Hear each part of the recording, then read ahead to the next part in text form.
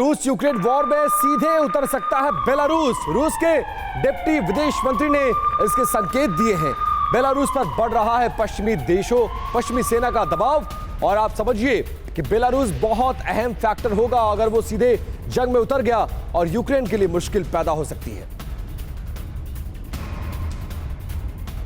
जी और आइए अब आपको हम समझाते हैं कि रूस यूक्रेन वॉर के बीच बेलारूस को लेकर क्या खिचड़ी पक रही है।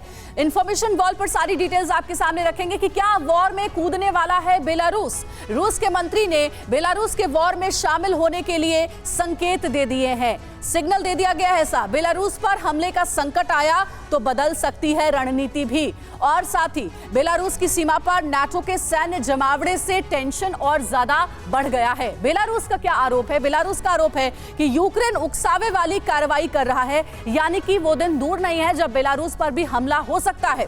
रूस बेलारूस में एक दूसरे के रक्षा के लिए है सैन्य समझौता और इसीलिए ये दोनों ही देश एक दूसरे के साथ मजबूती से खड़े हैं। खास बात क्या है, इसी हफ्ते पुतिन ने बेलारूस का दौरा किया था। बेलारूस दौरे पर गए थे व्लादिमीर पुतिन। दोनों देश सैन्य मोर्चे पर मजबूती से साथ खड़े हैं क्योंकि दोनों ही देशों के बीच में सैन्य समझौता है एक दूसरे की सुरक्षा करने का। तिवारी सर, मैं आपके पास आना चाहूंगी। बेलारूस पर क्या कोई हमला हो सकता है? क्योंकि बेलारूस को इस बात का डर है कि नाटो के साथ यूक्रेन मिलकर के कोई खिचड़ी बेलारूस के खिलाफ पका रहा है। क्या इसीलिए पुतिन का दौरा बेलारूस में हुआ था? क्या स्ट्रेटेजी बनी है इस दौरे के दौरान? देखिए अंजलि, ये बेलारूस पर हमला हो सकता है कि नहीं सकता है, ये तो थोड़ा डिबेटेबल पॉइंट है, लेकिन ऐसी गलती नाटो नहीं करेगी जहां तक मेरा ख्याल है। बिकॉज अगर ऐसी गलती हो गई तो फिर वॉर का अलग रूप डेवलप हो सकता है। लेकिन बेलारूस का जो ट्रेनिंग है, ये क्रॉस ट्रेनिंग जो है पायलट्स की इनके एयरक्राफ्ट पर, इनके इक्विपमेंट्स के लिए, ये ट्रेनिंग एक आम बात है। बिकॉज हो सकता है कि जो इक्विपमेंट्स हो या जहाज हो बेलारूस लेना चाहता हो तो उनके पायलट्स को लेने के पहले उनसे ट्रेनिंग दी जाती है। ये भी रूल आउट करना मुश्किल है, नहीं रूल आउट कर सकते कि बेलारूस के पायलट्स यूज नहीं हो सकते।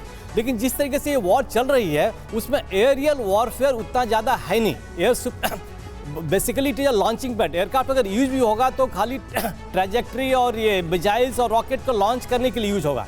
इसको लॉन्च करने के लिए हमें एयर टू एयर कोई फाइट नहीं करनी पड़ती है। कि एरियल वॉरफेयर उस तरीके रूप में नहीं आएगा। बिकॉज बेसिकली जो वॉर है ये मिसाइल से ही चलता रहेगा जब तक विंटर्स नहीं खत्म होती है। ये अब बेलारूस का डर है, बेलारूस का अगर डर है तो बेलारूस का झुकाव रशिया की तरफ वापस झुकेगा ही और रशिया उससे बेलारूस को रशिया के साथ ही उसकी हिम्मत बढ़ती है।